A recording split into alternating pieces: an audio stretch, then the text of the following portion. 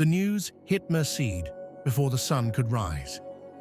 Luna Anderson, engaged to billionaire Tyler Mason Mays.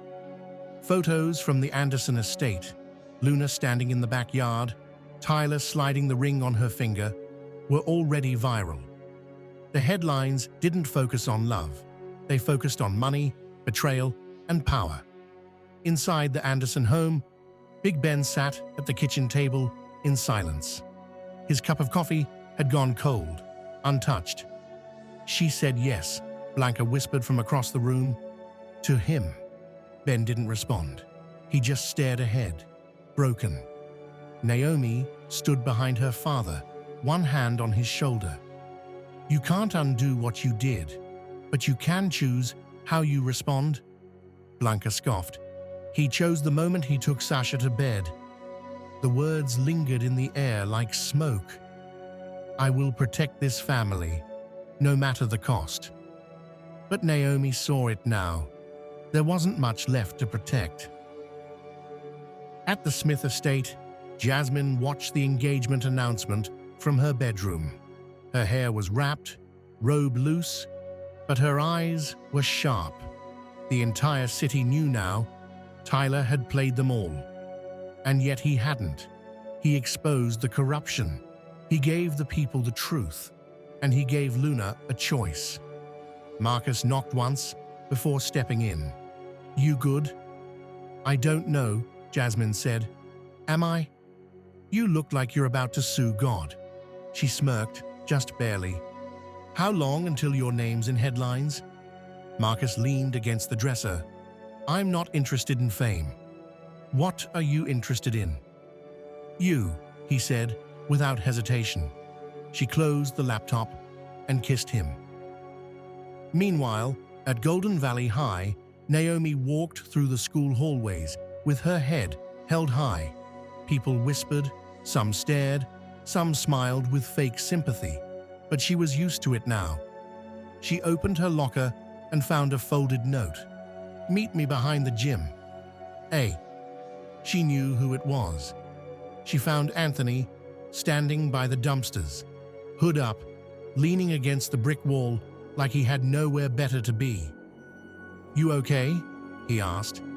"My father hasn't spoken to me since the engagement," she replied. Anthony nodded. "I'm surprised he didn't try to marry you off to a politician by noon." She laughed, briefly. "I saw the pictures," he said. "You looked happy." "I'm not the one who got engaged." He looked confused. "Wait, what?" Naomi smirked. "Tyler." Luna Anthony exhaled. "Damn." Naomi stepped closer. "We'll never have what they have, will we?" "We could," he said, "if we stopped being afraid." She leaned in, resting her forehead against his. "I'm not afraid anymore," she whispered, and neither was he. Back at the Anderson mansion, Sasha sat in her room, holding a worn, stuffed animal, her son's favorite. Her mind raced as her phone vibrated again. Unknown number. "We know where the boy is. You have 24 hours." She bolted upright. Carlos Mendoza had warned her.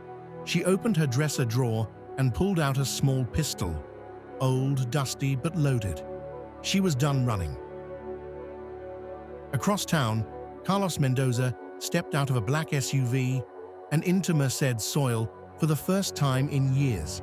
Dressed in all black, sunglasses on, he stood tall in front of an old church, now turned safe house. Ana Mendoza waited inside with a folder. "Our targets?" she asked. Carlos opened it. Tyler Mason Mays, Jasmine Smith, Sasha. The boy. "They've forgotten what fear feels like," Carlos said. "Let's remind them." Ana handed him another folder, unmarked. Inside was a birth certificate. Carlos smiled. "Now we play." That night, the Anderson family held a mandatory meeting in the main living room. Ben sat at the head of the room, Luna beside him, Stan pacing by the fireplace.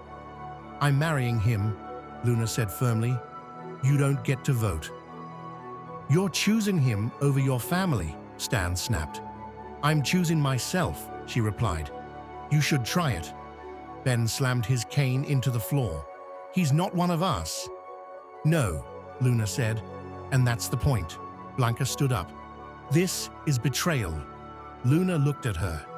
You betrayed yourself the day you let lies become policy. The room fell silent. Naomi reached over and took Luna's hand. I'm with you, she said softly. Stan stormed out. Blanca followed. Ben stayed seated, eyes blank. Luna finally stood. Then it settled. Across town, Jasmine typed the final words of a legal draft meant to dismantle the Anderson City contracts.